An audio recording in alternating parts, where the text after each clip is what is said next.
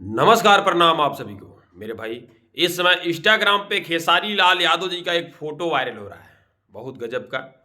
आप लोग देखे होंगे, अगर इंस्टाग्राम चलाते होंगे तो ज़रूर देखे होंगे।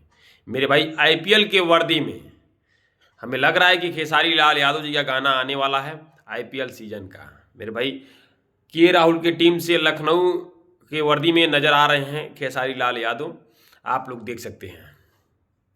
मेरे भाई, इसी प्रकार से बहुत से इंस्टाग्राम चैनल पे पेज पे फैन पेज पे खेसारी के फैन पेज पे इस प्रकार से फ़ोटो पड़ा है।